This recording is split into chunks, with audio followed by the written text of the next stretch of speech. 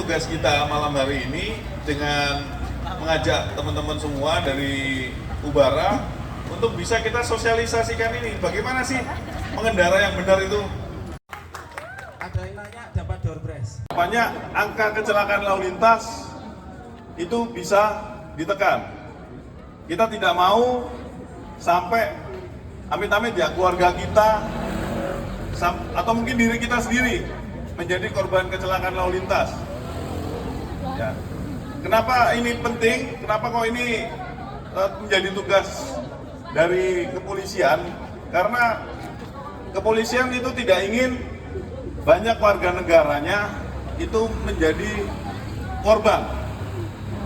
Kalau banyak yang meninggal, artinya apa? Generasi penerus bangsa ini akan menjadi banyak kehilangan orang-orang yang hebat karena jadi korban kecelakaan lalu lintas di jalan. Ya.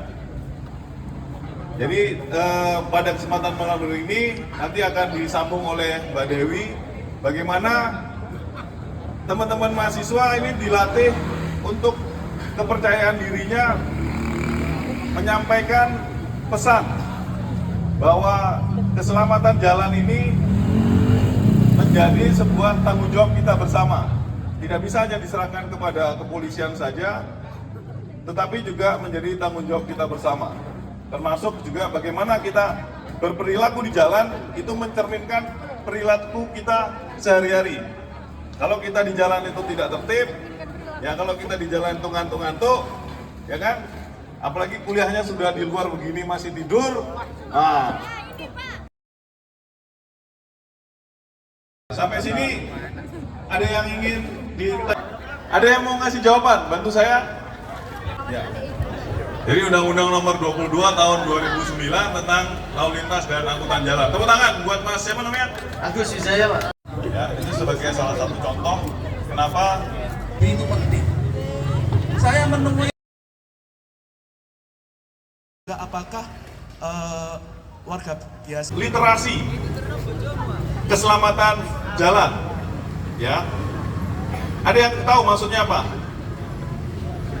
Jadi apa yang dituangkan di dalam undang-undang lalu lintas itu tadi, rekan-rekan bertugas untuk mensosialisasikan ke lebih banyak orang lagi dengan apa-apa yang teman-teman miliki, bisa berupa konten, video, foto, meme dan lain sebagainya.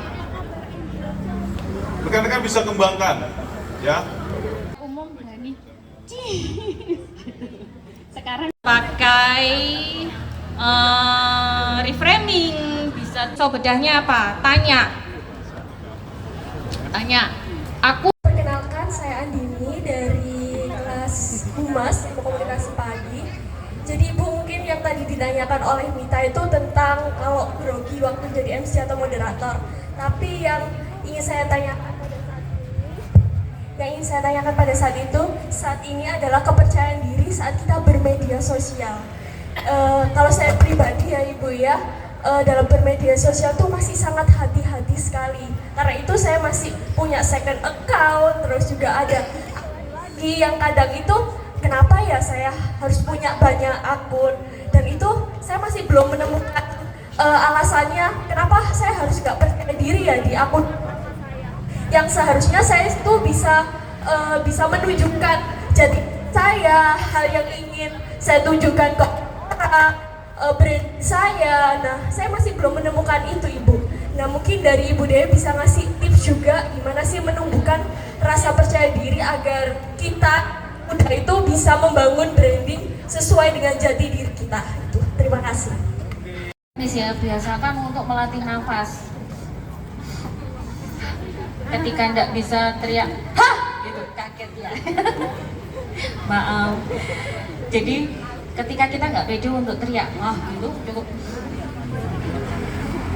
empat kaki. Itu latih setiap pagi, itu akan menaikkan rasa percaya diri kita secara nggak langsung. Nah, terkait branding di sosial media, pikirkan aja apa satu pertanyaan. Sebagai siapa aku mau orang lain mengenal aku? Ini pertanyaan sederhana, tapi jawabannya nggak bisa langsung. Sebagai siapakah aku ingin orang lain mengenal aku? Itu penting. Coba tanyain itu terus dan dari Ilkom kelas malam. Di sini saya mau bertanya kepada Ibu Dewi. iya Mas. Oke, saya mau menanyakan salah satu hal, Bu. Mungkin hampir-hampir mirip dengan pembicara yang bertanya sebelumnya. Jadi pertanyaan saya di sini berkonsep pada seringkali kita itu memulai sesuatu, kita akan takut untuk dikomentari orang lain. Mungkin itu bisa dipengaruhi oleh subconscious mind kita yang dimana masa lalu kita itu sering dikomentari orang lain. Jadi akhirnya kita sebagai manusia takut untuk melangkah pada hal yang lebih tinggi lagi. Nah, pertanyaan saya di sini, kira-kira gimana sih Bu caranya kita untuk meneguhkan diri kita yang dimana latar belakang kita kemungkinan memiliki trauma agar kita mampu melangkah ke depan tetapi mampu memiliki percaya diri kembali, seperti itu. Sesi kita malam hari ini kalau mau dijawab satu persatu memang banyak sekali persoalan yang ada di lapangan. Nah, tugas teman-teman malam hari ini adalah rekan-rekan silakan baca aturannya.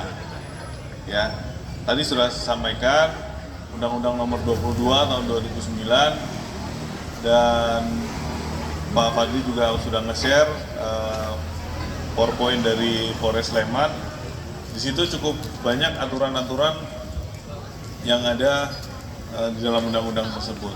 Nah, silakan jadikan fakta yang teman-teman temui di lapangan itu sebagai bahan kajian. Apakah yang kita temui ini benar atau salah? Nah, salahnya melanggar pasal berapa? Apa ancaman pidananya?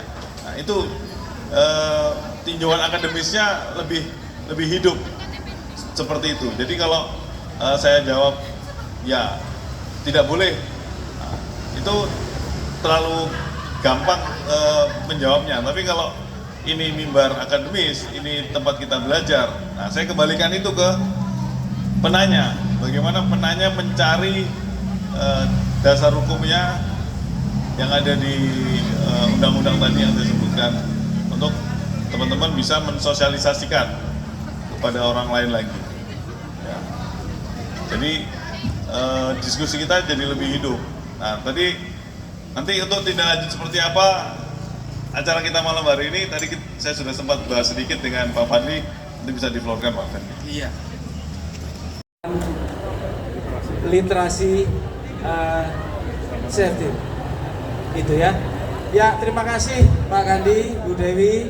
Mengapa kita menghadirkan beliau berdua? Karena sekali lagi bahwa ketika kita mau menyampaikan pesan-pesan tentang dari 103, saya sambil lihat yang sudah download.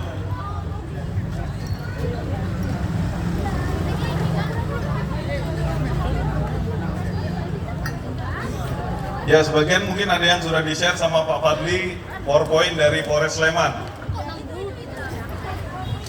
Nah, apa yang di-share oleh Pak Fadli itu salah satu bahan atau kita ringkas menjadi sebuah paparan yang itu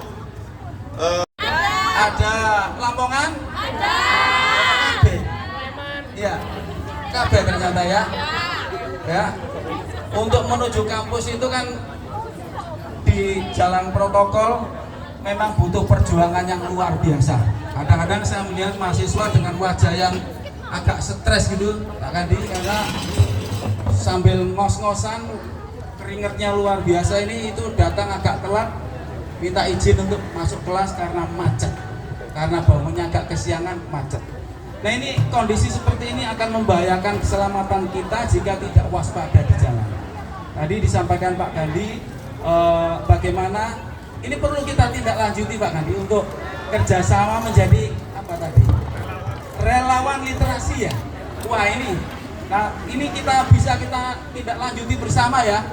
Kita sebagai agen lalu lintas ya, biar kita mensosialisasikan sebagai masyarakat yang tertib lalu lintas.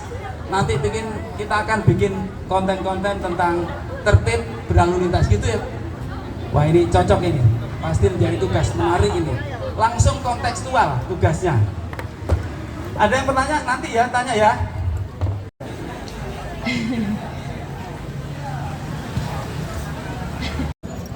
Iya, Pak Ganti.